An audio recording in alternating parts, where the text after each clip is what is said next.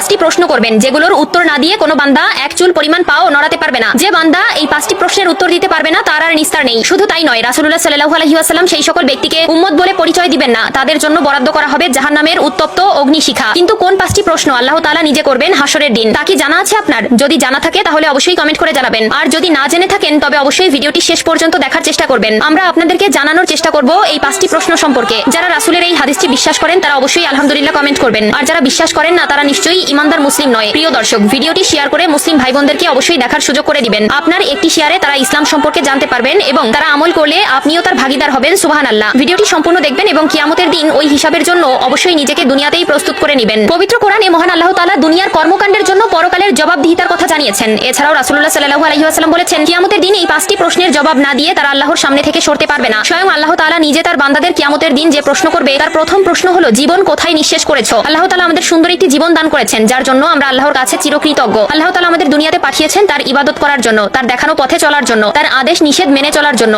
এবং শয়তানের প্ররোচনা থেকে নিজেকে বিরত রাখতে। কিন্তু আমরা আমাদের জীবন কোন পথে অতিবাহিত করেছি তার উত্তর আল্লাহর কাছে দিতে হবে। আমরা আমাদের জীবন কেমন ভাবে কাটিয়েছি তার উত্তর না দিয়ে কোনোভাবেই নিস্তার পাওয়া যাবে না। 2 নম্বরে আল্লাহ তাআলা যে প্রশ্ন করবে তা হলো, সম্পদ কোথা থেকে উপার্জন করেছো? প্রিয় দর্শক, এই প্রশ্নের উত্তর আমাদের সকলকেই দিতে হবে। আমরা হারাম পথে নাকি হালাল পথে উপার্জন করেছি তার উত্তর না দেওয়া পর্যন্ত এক চুল পরিমাণ পাও নড়াতে পারবো না, এবং অবশ্যই সুদ ঘুষ